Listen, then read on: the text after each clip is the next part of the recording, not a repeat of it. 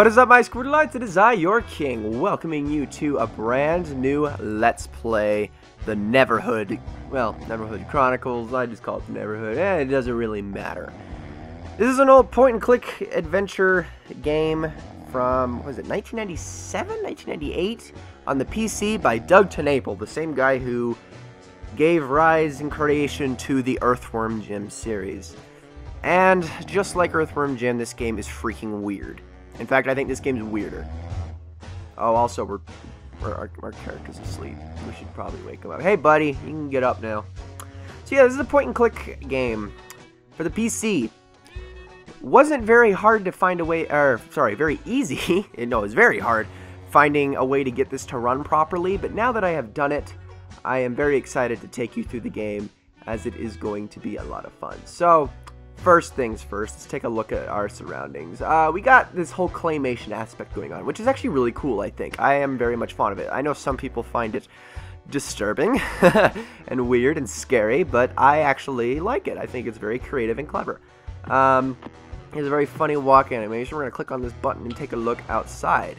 So these are the kind of environments you're going to be seeing out in the Neverhood. These kinds of trees, everything just has got this really weird feel to it. Now, we need to get out of here, but this button obviously didn't do it. Let's just open the windows. Let's try pulling this lever. Alright, how's this going to do? Okay, that seems a bit impractical, but, well,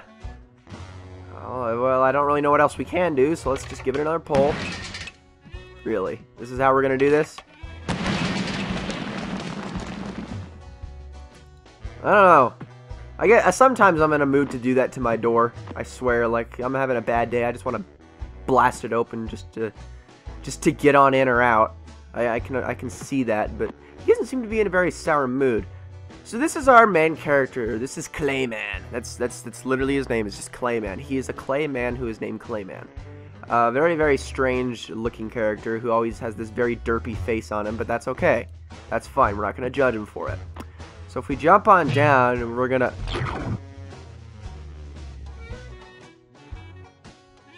Okay, no, we're fine. It's okay. Everything's good. Alright, so how are we gonna get out of here? Let's try pressing this button. This ought to do it, right? Oh, jeez! We just got freaking socked. Alright, well that's not gonna do it. Why don't we go downstairs and check something out? Because I'm not really...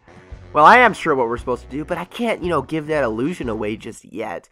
I just want to show this off first.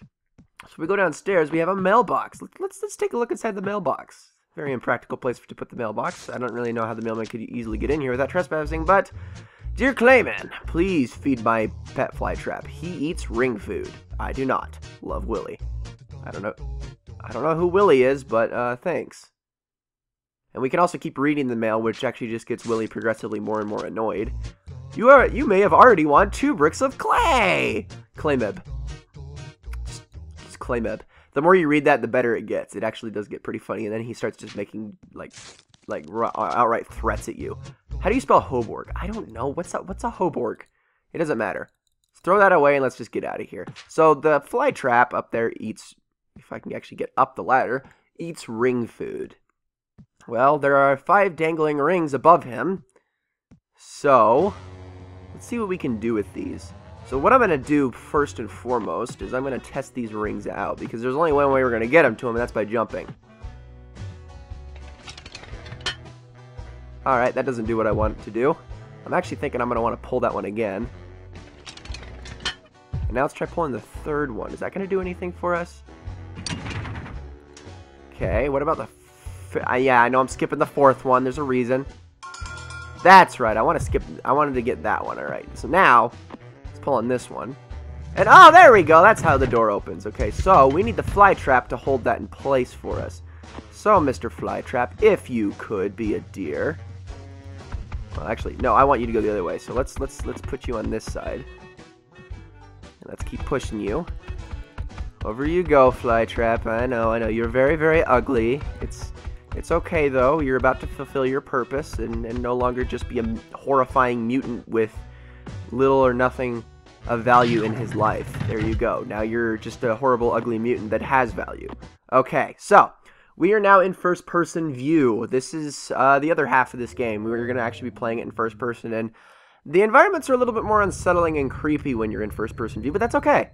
Actually, no, it's not. It sucks, but we're going to have to deal with it. So, where we want to go first, there's actually 3 buildings of note and a cave in this hub area. That building, not going to want to go to yet.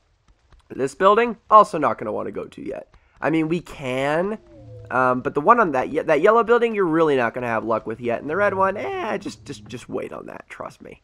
We're going to head on in here first. This is where we're going to want to go. So right here on the ground, this disc, we're going to actually want to pick this up. This is used, actually, to view a certain video player that we're going to be finding scattered throughout the world. We're going to want to find every one of those discs because you actually have to have them all to complete the game. So, we have our first puzzle here, and oh my gosh, the puzzles in this game are something else. I'll just say that. They take a while. But, luckily, we have some amazing music to listen to while we do this.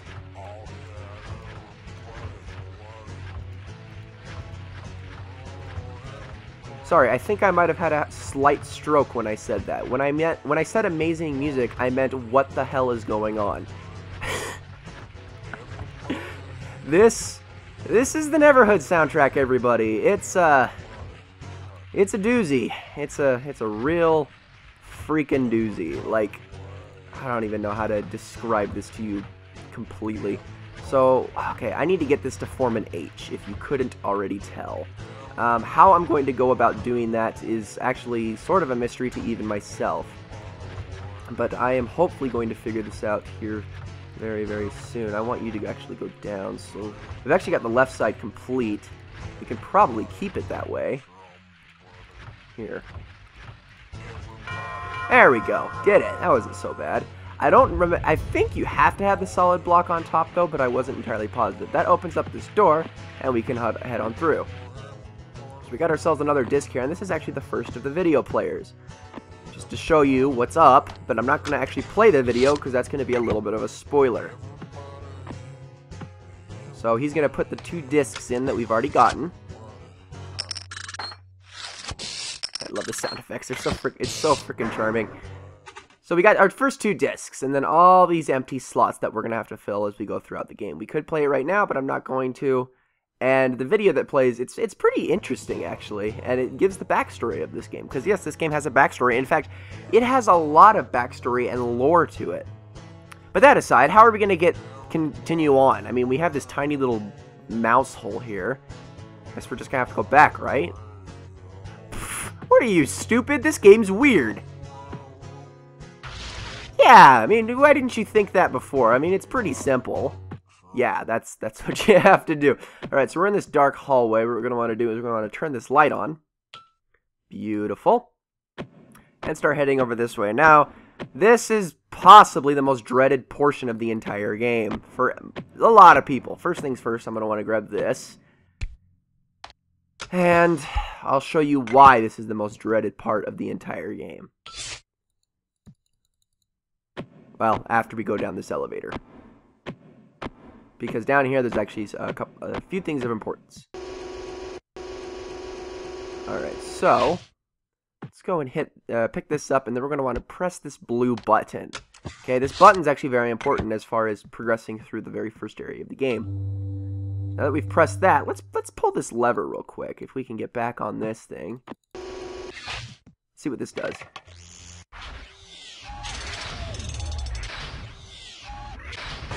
Oh, jeez. Why would you do that to the poor thing? You just blew the robot's head off. That was rude. Huh. Well, I don't know why we watched that. Well, actually, I do, but don't worry. It'll come in handy later. So let's press this button again. Actually, we don't need to yet. That's right, because we're going to actually go back in that room in just a minute. Well, more like 10 minutes. Because we got to go this way. So you see this on the wall? The Neverhood Chronicles Preamble. And we have a bunch of writing. You can actually read all of this. Like, for instance, let's take a look. So you can actually read all of this. This is about Father. Father is a kind being whom no one has ever seen. Father is beyond our comprehension. All folks know is that he was here before there ever was a here. He is happy and enjoys existing. He is said to be great and powerful. And as far as anyone knows, there was no one before him. He is from the other side. No one has ever been to the other side, but it's supposed to be a great place where there is peace without death. Huh.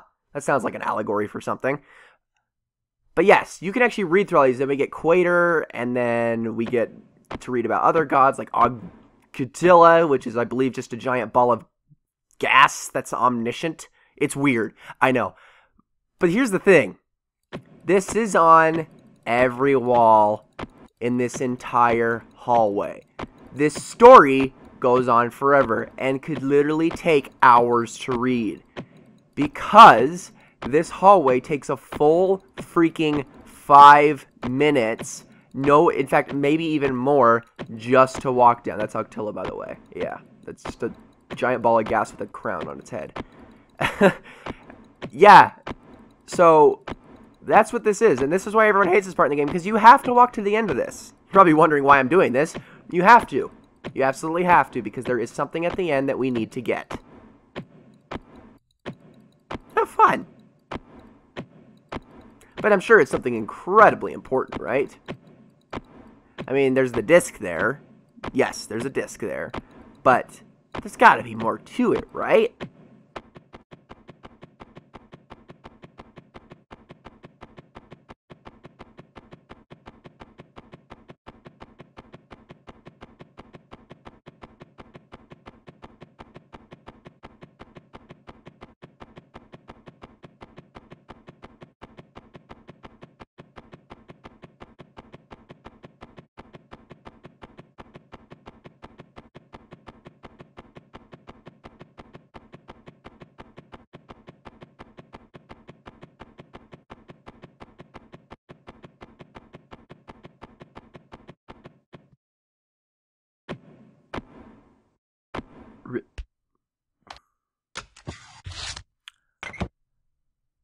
Really? There's got to at least be something out this window. I mean...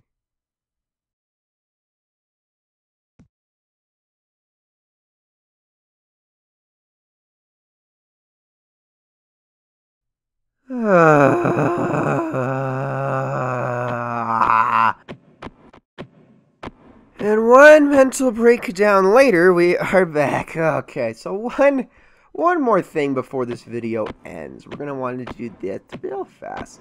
So we're going to head here. We're going to actually want to turn the light off. And we're going to head back into the elevator room. Because there is something on the wall that we're going to need to write down. Yes, I said write down. Yeah, we're going to have to go do things the old freaking fashioned way with this game. Okay, you see that right there on the wall?